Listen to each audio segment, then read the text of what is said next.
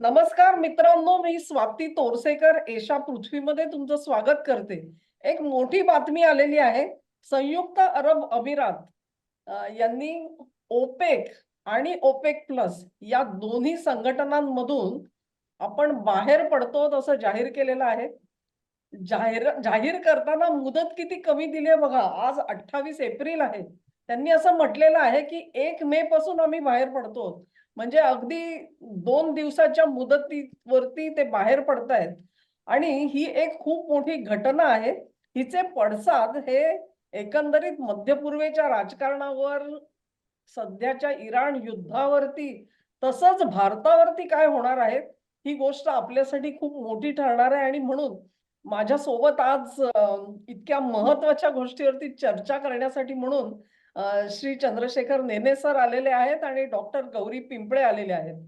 हा व्हिडिओ जसा एशा पृथ्वीवरती प्रदर्शित होईल तसाच नेने सरांचा जो चॅनेल आहे हिंदुस्तान पोस्ट त्याच्यावरती तुम्हाला बघता येईल. आणखी ते काही चॅनेलवरती पाठवणार आहेत, तर ते जाहीर करतील नंतर. आणि डॉक्टर गौरी पिंपळे यांचा चॅनेल गौरीनॉमिक्स आहे. तिथे सुद्धा प्रदर्शित होणार आहे. तेव्हा तुम्हा सगळ्यांना विनंती आहे, की जसं एशा पृथ्वीला तुम्ही लाईक, शेअर आणि सबस्क्राईब करतात, तसंच या चॅनेलसाठी सुद्धा तुमचं सहकार्य असंच चालू ठेवा. आता मुख्य विषयाकडे वळते. थोडासा गुंतागुंतीचा विषय आहे खरा. अचानक हे संयुक्त अरब अमिरातींनी एवढं मोठं पाऊल का टाकलं हा प्रश्न आहे. एका बाजूला त्यांनी काही दिवसांपूर्वीच अमेरिकेकडे स्वॅप लाईन मागितलेली होती आणि ती ऑलमोस्ट राष्ट्राध्यक्ष ट्रम्प यांनी ते मान्य सुद्धा केलेलं आपण बघितलं. मग असं असताना अचानक हा ओपेकचा निर्णय कसा आला? संयुक्त अरब अमिरात जो आहे तो नेमका काय करतोय? तो अमेरिकेसोबत राहणार आहे का ब्रिक्सच्या बाजूने थोडासा झुकतो आहे? नेमकं हे राजकारण आणि त्याचं वाद काय आहे? त्याचं अर्थकारण काय आहे? ह्याचे वेगवेगळे पदर आपण तपासून बघणार आहोत. नेने सर, तुमची पहिली रिएक्शन सांगा थोडक्यात, इनिशियल रिएक्शन आणि नंतर पुढे जाऊ. नक्की. मला असं वाटतं की आपण युद्धाच्या बातम्या देत असतो, बोलत असतो. त्या युद्धातल्या बॉम्ब्सपेक्षा सुद्धा हा मोठा बॉम्ब आहे. हा इकॉनॉमी बॉम्ब आहे. आणि यांनी सबंध पश्चिम आशियातलं राजकारण आणि तैलकारण ढवळून निघणार आहे. हे कसं असतं की लहान भावाला नेहमी मोठ्या भावाचा थोडासा दुस्वास वाटत असतो, अशी एक स्टोरी आहे. आणि दुसरी स्टोरी अशी आहे, when you see the divorce, भांडण त्याच्या बरंच आधी सुरू झालेलं असतं. This is practically a divorce of OPEC and UAE. OPEC म्हणजे काय हे आपल्या लोकांना एक सांगून ठेवतो की organisation of petroleum exporting countries म्हणजे ओपेक, आणि त्याच्यात रशियाचा समावेश केला की ओपेक प्लस. या लोकांनी 73 मध्ये मला वाटतं ओपेकची स्थापना झाली आणि त्यावेळेला त्यांनी असा कट केला की आम्ही सगळे मिळून तेलाची किंमत ठरवू. म्हणजे तेलाची किंमत पाडण्याचा अधिकार अमेरिकेचा त्यांनी काढून घेतला. हे त्याचं मुख्य कारण आहे. इकॉनॉमी हे त्याचं मुख्य कारण आहे. आणि इकॉनॉमी हेच या घटनेचं कारण आहे की सौदी अरेबियाचं त्याच्यात खूप दादागिरी चालायची, कारण त्यांचं प्रोडक्शन सर्वात जास्त आहे. त्यांच्या खालोखाल इराण, युएई आहे. इराणचं या सगळ्यांचंच आता फाटलेलं आहे. आणि सौदी आणि युएई यांचं इतकं फाटलंय की मध्ये येमेनमध्ये युएईनी स्वतःचं सैन्य पाठवायची वेळ आली होती. तर युएई सध्या 3.5 मिलियन म्हणजे 35 लाख बॅरल्स एवढं एक्सपोर्ट करतं. मी मागे पण सांगितलं होतं, बॅरल म्हणजे काय, याच्यावर बरेच लोक प्रश्न करतात. तर बॅरल म्हणजे 159 लिटर. आता हे असं विचित्र आकडा का आलाय ते आता मला विचारू नका, ते मी नंतर सांगू शकतो. आणि त्याच्यातनं साधारण 90 लिटर पर्यंत पेट्रोल काढू शकतात. म्हणजे अंदाज येतो की बॅरल बॅरल म्हणजे काय, तर ती त्या बॅरलची डेफिनेशन आहे. तर इतकं प्रचंड तेल युएई काढतं, पण युएईची कपॅसिटी त्याहून बरीच जास्त आहे. ते जवळजवळ 5 मिलियन म्हणजे 50 लाख बॅरल्स पर डे काढू शकतात. आणि Saudi 70 lakh barrels per day काढतात. जो जेवढा जास्ती काढतो तेवढे पैसे त्यांच्याकडे येतात. आता काय झालंय की आपण हे पाहिलंय की सर्वात जास्त नुकसान या लढाईमध्ये युएईचं झालंय. कारण इराणला पुन्हा युएईचा सर्वात जास्त द्वेष आहे आणि ते त्यांच्या सगळ्यात जवळ पण आहे. त्यामुळे त्यांचं प्रचंड नुकसान इराणनी केलंय. ते भरून काढायला पैसे पाहिजे. आणि आपल्याला आठवत असेल की 4 तासाकरता फक्त युएईचे अध्यक्ष पंतप्रधान मोदींना भेटायला येऊन गेले होते. म्हणजे ते एअरपोर्टवरनं मोदींना भेटले, परत एअरपोर्टला जाऊन त्यांच्या स्वतःच्या विमानाने परत सुद्धा गेले. त्यावेळेला काय काय शिजलं हे कोणीच सांगितलं नाहीये. ही जी घटना आहे ही फार महत्वाची आहे. पुढे आपण बोलू तेव्हा तो विषय येईलच की युएईचं तेल बाहेर काढायला त्यांना होर्मुझच्या आखाताची गरजच नाहीये. त्यांची एक पाईपलाईन ऑलरेडी आहे अबुधाबीपासून फुजिरापर्यंत, आणि फुजिरा हे ओमानच्या आखातात म्हणजे अरबी समुद्रात उघडतं, ती पाईपलाईन उघडते. त्या पाईपलाईनची कपॅसिटी आता 15 लाख बॅरल्स पर डे आहे. ती त्यांना 18 लाख करता येण्यासारखी आहे, ते पण त्यांनी सांगितलंय. त्यामुळे सौदीचं तेल जर त्याच्यात आलं नाही तर युएई एवढं सगळं तेल तर सहज पर डे बेसिसवरती काढू शकेल without even talking to Iran. पण त्याच्यामध्ये युएईला संरक्षण लागेल, कारण इराण कुठेही त्यांच्यावर हल्ला करू शकतो. मला वाटतं तिथे मोदी आणि ट्रम्प या दोघांची मदत ते घेतील असं मला वाटतं. आपण आता पुढे बोलूच ना, अर्थकारणावरती गौरी आणखीन सांगतीलच आपल्याला. तर ओव्हर टू यू गौरी, और ओव्हर टू यू स्वाती. तुमची इनिशियल रिॲक्शन आली. आता ओपेकची स्थापना जी झाली 1960 ला, ती आता नेने सर म्हणाले तसं अमेरिकेला पायबंद घालण्यासाठी झाली. कारण ह्या सगळा जो तेलाचा व्यापार जो होता तो अमेरिकन कंपन्यांच्या ताब्यात होता, आणि आखातामधून तेल काढून अमेरिकन कंपन्या प्रॉफिटमध्ये चालत होत्या, आणि त्याचा सगळा 80% कंट्रोल सप्लाय असेल तो सगळा अमेरिकन कंपन्यांच्या ताब्यात होता. तर त्याच्यासाठी त्यांना जाणवलं की तेल आहे आपल्याकडे आणि त्याचा मलिदा खातायत अमेरिकन कंपन्या, आणि ओपेकची स्थापना केली. ओपेकची स्थापना केल्यानंतर त्यांनी स्वतःच्या तेल कंपन्या उभ्या केल्या, आणि त्या तेल कंपन्या हळूहळू त्यांनी अमेरिकन कंपन्यांकडचा कारभार काढून स्वतःच्या कंपन्यांकडे घेतला, आणि त्यामुळे त्या सगळ्या देशांची भरभराट झाली. पण इथे काय झालं, 1973च्या योम किप्पूरच्या युद्धाच्या वेळेस त्यांनी अमेरिकेची अशी नाकाबंदी केली होती की अमेरिका तेव्हा जास्तीत जास्त आखाती देशातल्या तेलांवर अवलंबून होती, आणि अमेरिकेमध्ये त्यांना सांगावं लागलं की नागरिकांना तुम्ही रात्र झाल्यानंतर लवकर लाईट बंद करा. आणि हे खरं तर अमेरिकेच्या काय म्हणतो इगोला हर्ट करण्यासारखी गोष्ट होती. की एवढा मोठा देश आणि स्वतःला एकदम सार्वभौम राजा असल्यासारखा मानणारा, आणि त्यांना नागरिकांना सांगावं लागतंय की बाबा तुम्ही हे लाईट कमी लावा रात्री. आणि त्याच्यानंतर झालं असं की त्यांनी तेलाचं प्रोडक्शन कमी करून टाकलं, आणि जास्तीत जास्त अमेरिका जे इम्पोर्ट करत होता त्याच्यावरती परिणाम झाला. इथे तेलाच्या किमती वाढल्या as per economic rule. Demand जास्त आहे, सप्लाय कमी आहे म्हटल्यानंतर तेलाच्या किमती वाढल्यानंतर त्यांच्याकडे डॉलर जास्त झाले. त्यांनी 74ला करार केला अमेरिकेबरोबर, पेट्रो डॉलरचा संरक्षण देतो म्हणून अमेरिकेने सांगितलं. पण आता इस्रायल इराण युद्धामध्ये काय झालं, अमेरिकेने संरक्षण देतो हे जरी कबूल केलं असलं तरी युएईला हवं त्या वेळेला हव्या त्या प्रमाणात अमेरिकेकडून संरक्षण मिळालेलं नाही, आणि युएईचं बरंच नुकसान झालं. आणि आता ही गोष्ट मात्र लक्षात येत नाहीये की युएई ओपेक मधून बाहेर पडण्यासाठी हेच कारण आहे की याला अनेक बरीच कारणं आहेत, हे आता लक्षात येत नाहीये. त्यात अमेरिकेचा रोल काय आहे की बाबा युएई त्याच्यामधून बाहेर पडल्यानंतर युएई म्हणते आमच्या पूर्ण कॅपॅसिटीने आम्ही प्रोडक्शन करू. युएईने जी स्टेटमेंट दिलेली की आम्ही प्रोडक्शन वाढवू म्हणून, तर युएईने प्रोडक्शन वाढवलंय.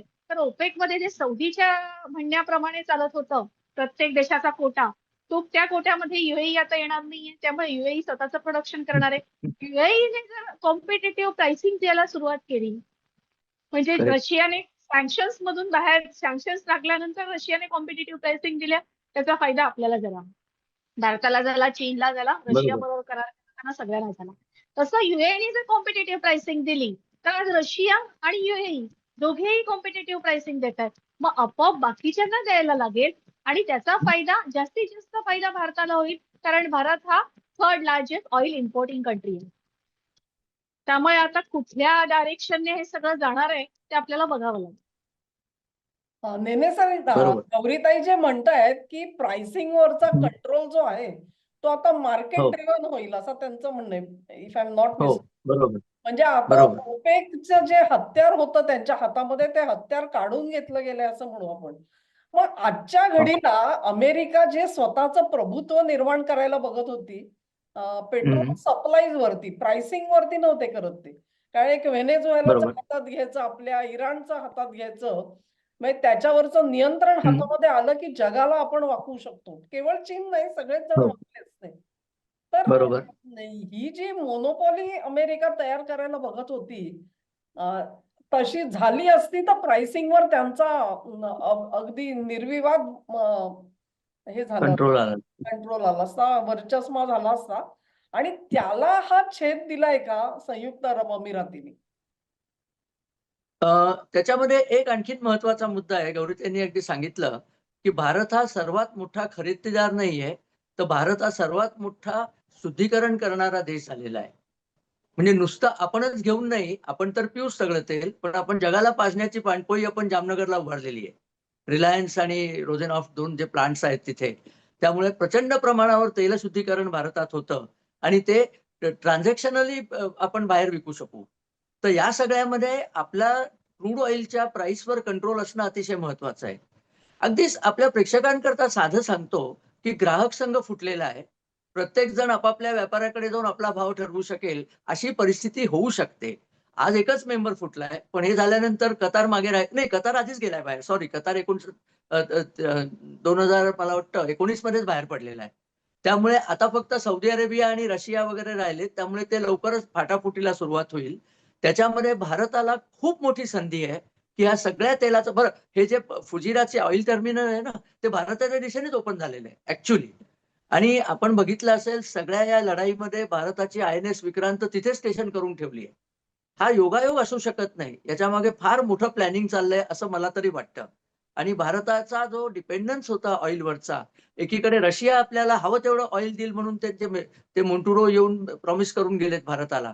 दुसरीकडे या लोकांनी दिलं तर India will swim in oil. म्हणजे चांगली न्यूज आहे आपल्याकरता. आणि आपण लोकांनाही पुरवत राहू. आणि this is America's way of giving a blow to China also. कारण अमेरिका व्हेनेझुएलाचं तेल चीनला देणार नाहीये, ते भारतातच येणार आहे शुद्धीकरणाकरता. यांचंही तेल जर भारतात आलं without any interference from Iran, तर मोठी गंमत येणार आहे. फक्त ते प्रोटेक्ट आपण कसं करू ते आपल्याला बघायला लागेल. तो फार महत्वाचा मुद्दा आहे, कारण तेल हे फारच ज्वालाग्रहीच असतं मुळात ते. त्यामुळे ते प्रोटेक्ट करणं हे इतकं सोपं नसतं. आणि तिसरा प्रकार इथे सौदी आणि UAEचं जे भांडण आहे, ते त्याला परस्पर याच्यामध्ये छेद मिळालेला आहे. कारण सौदी आता त्यांचं तेल इकडनं पाठवू शकत नाहीये, ते लाल समुद्रातनं पाठवतील. लाल समुद्रातनं ते साऊथ ईस्ट एशियाकडे येताना त्यांना हुतींचा सामना करायला लागतो. पण सुएझमधनं वरती न्यायला ते कम्पॅरेटिव्हली सोपं आहे. आणि सुएझ पाशी इस्रायल त्यांना प्रोटेक्शन देऊ शकतो. इनफॅक्ट ती बोलणी चालूच झाली आहेत ऑलरेडी. इस्रायल सौदीची प्रोटेक्शन करता बोलणी म्हणजे कधी स्वप्नात न पाहिलेल्या गोष्टी घडत चाललेल्या आहेत. तर त्या केसमध्ये Saudi can feed to Europe, whereas UAE will feed us and we can totally feed every other country except China or even China. म्हणजे आपल्याला काय धंदाच करायचा, त्यामुळे फारसा प्रॉब्लेम येणार नाही. तर या घटनेची दखल मला वाटतं आपल्याला भारतामध्ये मोठ्या प्रमाणावर घ्यायला लागणार आहे. फार चांगलं झालं तुम्ही हा विषय आता काढला आणि किती फ्रेश आहे. हे आत्ताच अनाउन्समेंट झाली आहे ना. अगदी म्हणजे अगदी काही तासांपूर्वी इतकी फ्रेश. झालेली अनाउन्समेंट आहे. We are the first ones to get online with खरंच. This things. म्हणजे न्यूज चॅनल नंतर कदाचित चर्चा करणारे आपणच असू कदाचित.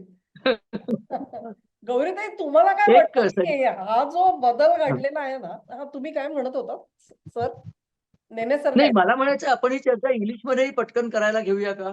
कारण this needs to go to a wider audience आपल्याकडून. विचार करून ठेवा. हो, आता नाही, पण maybe another hour or so. Think sure about it. Sure. हा, ठीक. आता बोला गौरीशांची बोला. तर सॉरी. गौरीताई, तुम्हाला असं वाटतं का की आतापर्यंत संयुक्त अरब अमिरात त्यांची तेलाची विक्री ही मोस्टली डॉलरमध्ये होत होती, तर याच्यानंतर ते युआन सुद्धा ऍक्सेप्ट करू शकतील? कारण ओपेकचा पेट्रो डॉलरचा करार होता, इफ आय एम नॉट हो. मिस्टेकन. आणि जर का ते त्याच्यातून बाहेर पडले असतील तर त्यांना मग आता डॉलरमध्ये तेल विकणं सुद्धा आता मॅन्डेटरी राहणार नाही. आणि ते इतर बरोबर करन्सी, आहे. अगदी भारताकडून रुपये सुद्धा घेऊ शकतात. इनफॅक्ट अगदी भारत खरी आणि गोष्ट. UAE, एक छोटीशी गोष्ट, भारत आणि UAEचा व्यापार इतका जास्त आहे. हा. UAE मधली सर्वात जास्त एक्सपॅटची संस्था भारतीयांचीच आहे. ओके. त्यामुळे आपण नुसता रुपया नाही, आपण बार्टरमध्ये सुद्धा धंदा करू. त्यांना तांदूळ आणि सगळं लागतंच ना, तेही पुरवत जाऊ आपण. खरंय. नाही, हे नेने सरांनी अगदी परफेक्ट सांगितलं. आता कसं आहे, सगळ्यात पहिला पेट्रो डॉलरचा करार सौदीने केला आणि नंतर मग ओपेक बरोबर झालेला आहे तो करार. आता इथे ओपेक मधून बाहेर पडल्यानंतर UAEला तो करार बंधनकारक नाही हे तर नक्की झालं. म्हणजे डॉलरमध्येच विकायला पाहिजे ही कंडिशन तर निघून गेली. आता UAE जसं नेने काका म्हणाले तसं ते बार्टरमध्ये पण करू शकतात किंवा ज्या देशांची करन्सी त्यांना हवी आहे ती घेतील, सोनं घेतील, चांदी घेतील, त्यांना जे Correct. हवं ते घेऊ शकतात. पण बरोबर. जेव्हा आपण डी डॉलरायझेशन कडे वाटचाल जेव्हा म्हणतो तेव्हा काही डॉलर कुठेतरी जाऊन पडणारा नसतो. डॉलरच्या ऐवजी दुसरं काहीतरी एक्सेप्ट केलं करेक्ट गेलेलं आहे. करेक्ट. हे तिथे महत्वाचं असतं आणि म्हणून मग तो डॉलरचा डॉमिनन्स कमी झालेला आहे. इथे त्याला युएई बरोबर अजून बाकीचे देश बाहेर पडत गेले तर मग तो हळूहळू डॉमिनन्स कमी होत जाईल. म्हणजे दुसऱ्या देशांबरोबर व्यवहार, फक्त युएनच नाही, रुपयाबरोबर व्यवहार किंवा अजून कोणत्या देशाची करन्सी असेल त्यांच्याबरोबर व्यवहार. आता अजून एक गोष्ट मला इथे ऍड करायची आहे की आता 2-3 दिवसापूर्वी एक भारत मेरीटाईम इन्शुरन्स पूलवरती मी आणि सतीताईंनी एक व्हिडिओ केला होता. हा. तर मला आता असं वाटतंय की ही घटना घडणार आहे आणि मग नेने काका म्हणाले आपल्याकडे वा. जास्तीत जास्त ऑइलचे टँकर्स येतील, मग त्याला इन्शुरन्स कोण देणार? आम्हीच देणार आहे. करेक्ट. जवळजवळ वा. काहीतरी 12,000 कोटी रुपयांचं कॅबिनेटनं अप्रुव्हल दिलेलं आहे. हो ते हो. ह्याच्याशी तर निगडीत नाहीये का असं कुठेतरी Very वाटतंय, true. कारण आता उल्लेख झाला होता एमपी झेड येऊन फक्त पंतप्रधानांना भेटून गेले. हो एक्झॅक्टली 4 तास फक्त तेही. हो, मग त्याच्यामध्ये इन्शुरन्सचं जेव्हा जर आता आपल्याकडे जास्तीत जास्त ऑइल आलं आणि रिफाईन करून ते आपण दुसऱ्या देशांना जर देणार आहे, तर मग आपल्याकडून येणारे आणि जाणारे ऑइल टँकर्सची पण हे वाढणार, संख्या वाढणार. म्हणजे बरोबर. आपण त्याच्यासाठीच तर भारत मेरीटाईम इन्शुरन्स पूल केला का काय व्हेरी गुड. असं वाटावं, व्हेरी गुड. असं येस. आता म्हणजे शक्यता निर्माण झालेली आहे. खरंय. अगदी. एक आणखी आणखीन एक नेने सर एक बातमी अशी आहे की संयुक्त अरब म्हणजे अरब अमिरातीनी चीन बरोबर जवळजवळ 24 करार गेल्या एक आठवड्याभरामध्ये झालेले आहेत. तर त्याचा काही प्रभाव तुम्हाला वाटतो का या बातमीवरती? किंवा चीन ऍक्च्युली याच्याकडे कसं बघेल? चीन असेल, रशिया असेल, यांची काय भूमिका राहील त्याच्यावर? चीनचं होर्मुझ प्रकरणानंतर हात पडलेले आहेत की इराणचं तेल आलंच नाही तर आपण करायचं काय, हा त्यांच्या पुढचा मोठा यक्ष प्रश्न आहे. रशियाकडनं किती तेल घेतील आणि त्यांना रशियाचं डिपेंडन्स पण नकोय. त्यामुळे हा डायव्हर्सिफिकेशनचा एक भाग असावा चीनचा, की तुमच्या इकडनं तेल घेऊ. ते करार म्हणजे त्या प्रकारचे आहेत. अजून एक पॉइंट कडे आपलं लक्ष नाही गेलं. तुम्ही आता फार चांगलं सांगितलं की अमेरिका इतके दिवस, ऍक्च्युली गौरीताई म्हणल्या की अमेरिका प्रोटेक्ट करत होतं त्यांना, पण ते आता करू शकत नाहीये. माझ्या मते UAE is looking at India as the protector country. आणि परफेक्ट. ते झालं तर आपलं इतकं घट्ट मैत्री होईल. कारण चीनकडे कोणी बघत नाही, कारण चीन ट्रस्टवरती नाहीये. ते प्रोटेक्ट करता करता तुम्हाला कधी गिळंकृत करतील ते सांगता येत नाही. जेव्हा की भारताकडे ट्रस्ट एवढा जास्त आहे. एक इंटरेस्टिंग गोष्ट सांगतो तुम्हाला. 1961 पर्यंत कुवेतमध्ये रुपया हेच चलन होतं. त्यांचं दिनार पण नव्हता. म्हणजे अच्छा. किती त्यांची आपल्याशी घट्ट मैत्री होती. दुबईच्या रॉयल फॅमिलीचे भारताशी आणि त्यातनंही आपल्या भारतातल्या कच्छतल्या लोकांशी अगदी घरोघरचे संबंध होते. मस्कतचाही तोच प्रकार होता. तर मे बी त्या सगळ्याला उजाळा देऊन एक नवीन म्हणजे ब्रिक्सच्या धर्तीवरती एक नवीन गट तयार करण्याची सुद्धा शक्यता नाकारता येत नाही. सौदीला वाटलं तर येतील, नाही आले तर नाही आले, काय फरक पडतो. UAE itself is very powerful from the oil perspective. आणि तिसरी महत्वाची गोष्ट, फायनान्स आणि बँकिंग मध्ये युएई इतका पॉवरफुल पश्चिम आशियात देशच नाहीये. त्यामुळे त्या बाजूने सुद्धा ही भरभक्कम आहे. म्हणजे आता गौरीताई म्हणल्या त्या मेरीटाईम इन्शुरन्सचं हेडक्वार्टर सुद्धा हे लोक तिथे ठेवायला कमी करणार नाही. Which is very much प्रोबॅबल. काही शक्य आहे. सगळा पटच बदलतोय. आणि अगदी एक फार पूर्णपणे. इंटरेस्टिंग त्या रेड आलिओचं फार सुंदर स्टेटमेंट आहे की ज्या सुएज कॅनॉल क्रायसिसने इंग्लंडचं साम्राज्य मोडून पडलं, ते होर्मुझ क्रायसिसने अमेरिकेचं साम्राज्य मोडून पडण्याचा काळ आलेला आहे. आणि ते बऱ्यापैकी खरं होईल की काय असं वाटण्यासारखी परिस्थिती, हे अशा ज्या डेव्हलपमेंट्स आहेत ना, they are actually showing a portent towards that. हे फार विलक्षण चाललेलं आहे जे चाललंय ते. म्हणजे सगळं बघितल्यानंतर मला आठवण कसली आली माहितीये का? की 89 साली काँग्रेसचा पाडाव झालेला होता आणि विश्वनाथ प्रताप सिंग आणि त्या सगळ्या कॉलिशनचा विजय झालेला होता. भाजप वगैरे हो. एकत्र होते त्यावेळेला. पण त्यावेळेला म्हणजे जनमत असं होतं की व्हीपी सिंग यांनी पंतप्रधान व्हावं. पण चंद्रशेखर काही ऐकायला तयार नव्हते. तेव्हा चंद्रशेखरनं बरं. पटवण्यासाठी म्हणून अरुण नेहरू वगैरे या प्रभृतींनी एक शक्कल लढवली आणि त्यांनी हा. असं बूट केलं की देवीलाल हे सगळ्यात ज्येष्ठ नेते आहेत, तर त्यांच्याकडे आपण पंतप्रधान पद देऊ. आता या सजेशनला चंद्रशेखर नाही म्हणू शकले नाहीत. ते हो म्हणाले हो हो. ठीक आहे, आता ते माझ्याहून सिनियर आहेत तर मी त्यांचं नाव ऐकेन म्हणून. तर सगळा समारंभ म्हणजे लोक जमले तिकडे आणि तिथे नेता निवडीची सभा आणि त्याच्यामध्ये प्रपोज झालं की देवीलाल हे श्रेष्ठ नेते आहेत आणि त्यांच्यासाठी आपण हे करू म्हणून. तर चंद्रशेखरनी पण अनुमोदन दिलं. त्यानंतर देवीलाल उठले आणि 1.5 मिनिटामध्ये भारताचं राजकारण पूर्णपणे बदललं. विश्वनाथ देवीलाल उठून प्रतापांचं भाषण नाव. असं केलं की मला हा बहुमान दिला त्याच्याबद्दल मी कृतज्ञ आहे. परंतु आज लोकांची इच्छा अशी आहे की व्ही.पी. सिंग यांनी पंतप्रधान पद घ्यावं. तेव्हा मी माझं नाव विड्रॉ करतो आणि व्ही.पी. सिंग यांचं सुचवतो. वा वा वा. हे झाल्यानंतर अर्थात त्याला अनुमोदन तर मिळालं, पण चंद्रशेखरचा पत्ता कसा काटला गेला बघा. अरुण नेहरू आणि या प्रकरणांनी अत्यंत Correct. शक्कल अशी लढवलेली होती. तर हा संयुक्त अरब अमिरातींनी हा देवीलाल मुवमेंट केलाय की काय? म्हणजे हो हो हो. एका बाजूला ते देवर प्रो अमेरिका असं म्हटलं जात होतं की इस्रायलपेक्षा जास्त आग्रह संयुक्त अरब अमिरातीचा हो. होता की इराणवर तुम्ही हल्ला इराणला. करा, प्रश्न बरोबर. त्याचा सोक्षमोक्ष करा म्हणून. आता हा तो हा.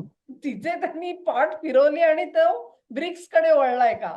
अशी एक माझ्या हो मनामध्ये हो थोडीशी शंका असो. हो. Is it a Devilal movement असा एक वाटतं. Very much प्रोबॅबल. पण मग याच्यात सौदी अरेबिया कुठे बसेल? सौदीचं का काय ते आहे? चंद्रशेखर होती? माझा असा समज आहे की सौदी आणि तुर्कस्तान यांचं जे हो राजकारण हो. चाललेलं होतं इस्लामिक याचं, हा. त्याच्यासाठी हा मोठा ब्लो आहे असं मला वाटतं. आणि हो हो. कदाचित त्यांना आकारात कापण्यासाठी कट टू साईज इंग्रजीत म्हणतात, हा त्यासाठी हा सुद्धा this could be a camouflage for that कदाचित. हा हा. पण या मूव्हला अमेरिकेचा आशीर्वाद असेल असं वाटतं का? युएईच्या मूव्हला? म्हणजे इथे वे अमेरिका डायरेक्टली अफेक्ट नाही होणार माझ्या मते, कारण त्यांचं तेल आणि त्यांचं सगळं एक प्राइसिंग सोडलं ना तर त्यांच्यावरती फारसा परिणाम होईल असं नाहीये, असं मला वाटतं. म्हणजे किंवा जे पेट्रो डॉलरचं सुद्धा साम्राज्य आपण म्हणतोय खरं, पण त्याच्यामध्ये खूप मायनर फरक येईल असं मला वाटतं आता निदान युएई मुळे तरी. आणखी देश जर का आले ओपेक मधले ह्या बाजूला तर मग चित्र पालटू हो शकतं हो. आणि ते करेक्ट. अमेरिकेला त्रासदायक ठरू शकतं. पण otherwise America could be neutral. म्हणजे त्यांनी ठरवायला पाहिजे. ते ट्रम्प त्याच्याकडे कसं बघतात त्यावर अवलंबून आहे, असं मला वाटतं. आपल्याला एक थोडासा रिसर्च करूया की कतारने 2 वर्षापूर्वी सोडली ओपेक. त्यानंतर काय झालं त्याचं एकदा आपल्याला बघितलं पाहिजे. मी त्याचा अभ्यास नाही केलेला. बरोबर. गौरी, तुम्ही त्याच्यावरती थोडंसं प्रकाश टाकू शकाल का? नाही, ते आता तुम्ही म्हटल्यानंतर तेव्हा लक्षात आलं, अरे हो, कतार पण नाही नाही, सोडून आपण गेलाय. करूया त्याच्यावर असं मला म्हणायचंय. मीच विसरले होते की कतार ओपेक सोडून गेलेला आहे म्हणून. ते पूर्णपणे करेक्ट. विसरलेले होते मी. हा हा. कारण तेव्हा ते 2019ला हा सगळ्या म्हणजे 2019ला डिडॉलरायझेशन असं कुठेही नजरेच्या टप्प्यात नव्हतं. बिलकुल हो नव्हतं. बरोबर. करेक्ट. तेव्हा हळूहळू ते गेलेले. जाणवायला लागलं. हळूहळू जाणवायला लागलं, खास करून कोरोना नंतर, की नाही एक एक देश अमेरिकेपासून लांब जात आहे. पण ह्याला ना मला एक इथे क्लिअर म्हणायचंय की डिडॉलरायझेशन जरी आपण म्हणत असलो तरी ते किती वेळ लावेल आणि त्याचा इफेक्ट व्हायला किती वर्ष लागतील याचा काही अंदाज आपण बांधू शकत नाही. कारण जोपर्यंत फायनान्शियल मार्केटमध्ये फायनान्शियल असेट्स डिनॉमिनेटेड इन डॉलर्स आहेत, हो हो. Correct correct. तोपर्यंत हे कितीही कोणी डिडॉलरायझेशनच्या बाजूने म्हटलं की नाही नाही असं होणार आहे तसं होणार आहे, तरी मला त्याच्याबद्दल थोडी साशंकता आहे. म्हणजे होणारच नाही असं मी म्हणत नाही, पण जोपर्यंत फायनान्शियल असेट्स डॉलरमध्ये डिनॉमिनेटेड, आता तेलामध्ये पण ते फक्त व्यवहार डॉलर बघून दुसऱ्या चलनामध्ये करतील, पण डिनॉमिनेटेड इन डॉलर असंच आहे त्याच्यामध्ये. जोपर्यंत बघावं दुसरा लागेल. कुठला रेशो येईल, लुक ॲट इट दिस आहे. येत आज नाही. भारताने जाहीर केलंय की सोनं आणि चांदीचे भाव भारत ठरवणार आहे. तसं तेलाचंही समजा करायला सुरुवात झाली तर काय होईल? करू शकू. करेक्ट. म्हणजे ब्रिक्स कंट्रीज एकत्र येऊन तेच एक्झॅक्टली आहे. म्हणजे किंमत किती हे ठरवायचं आणि ती कशी वसूल करायची हे ठरवायचं. याचा इनिशिएटिव्ह ज्यावेळेला ह्या गटाकडे येईल तेव्हा आपण म्हणू शकतो की अमेरिकेला सेटबॅक आहे. तोपर्यंत नाही. आणि ते होणार का नाही हे आजच्या घडीला स्पष्ट आहे असं मला वाटत नाहीये. म्हणजे आपल्याला अजून त्यातल्या हालचाली ज्या आहेत आणि घटना यांचा मागोवा घ्यावा लागेल. तर कार्यक्रमाच्या शेवटीकडे येतो आपण. अजून काही मुद्दे असतील नेने सर तुमच्याकडे आणि गौरीताई दोघांनी ऍड करू शकता तुम्ही, कारण मग त्यानंतर आपण संपू शकतो कार्यक्रम. 2 गोष्टी. एक तर युएई नुसतं तेल एक्सपोर्ट करत नाही, UAE प्रचंड प्रमाणावर अल्युमिनियम पण एक्सपोर्ट करतं. आपण त्याच्याकडे फारसं लक्ष, दुबाल म्हणून त्यांची जी मोठी हो. अल्युमिनियम फॅक्टरी आहे, बरोबर. इनफॅक्ट अल्युमिनियम कॅनचं शॉर्टेज झालं अशा भारतातल्या बातम्या आहेत. कोका कोला वगैरे यांना जे कॅन लागतात त्याला अल्युमिनियम येत नाहीये म्हणे. तर मला विचारायचं आहे असं, याच्यावर गौरी जास्ती प्रकाश टाकतील, की या मूळचा कमोडिटी मार्केटवरती काय इफेक्ट होणार आहे. आपण हे पाहिलं, फायनान्शियल मार्केट, कमोडिटी मार्केट आणि ऑइल मार्केट. कारण ही अशी शेकिंग मुवमेंट आहे ही, हे जे काही चाललंय ते.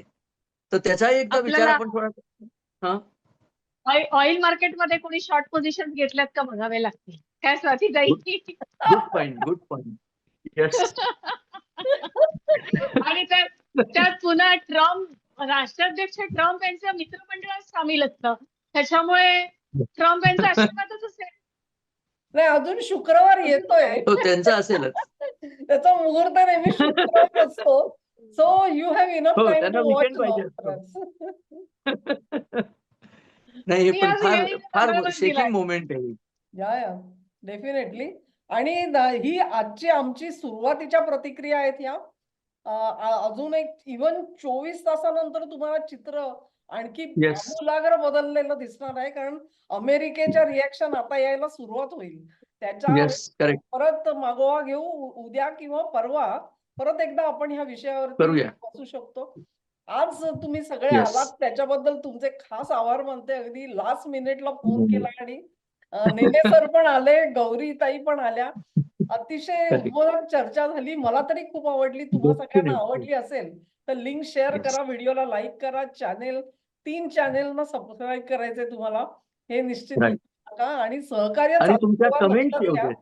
या कारण हा. इतकं शॅडो बॅनिंग झालेलं आहे सगळ्या चॅनेल्सचं की तुम्ही ते हो. पुढे नेऊ शकता. कारण हे बरोबर विचार आहे. शेवटी आहेत ते फक्त याच चॅनेल्स वरती तुम्हाला ऐकता येतात. ही गोष्ट खरी. नेने सर बरोबर. काहीतरी ऍड करतायत, आपण ऐकू त्यांचं. मला तुम्ही काही एकच सांगा सांगायचंय मला. की माझ्या मते मराठीमध्ये या विषयावरती आपण पहिले असू प्रतिक्रिया Yes. देणारे. Yes. आपल्याला मराठी करता सुद्धा अभिमानाची गोष्ट आहे. अतिशय अभिमानाची गोष्ट. कदाचित आपण उद्या जो करू तो इंग्लिश मध्ये करू याच विषयावर बऱ्याच. हो, करूया. मला वाटतं हा, करायला पाहिजे. उद्या म्हणजे सकाळीच करायला बघूया. दोन्हीकडचे वाचक ऐकू शकतील. प्रेक्षक ऐकू बरोबर. शकतील. धन्यवाद राईट. सगळ्यांना. ओके. चला, थँक्यू. नमस्कार. धन्यवाद.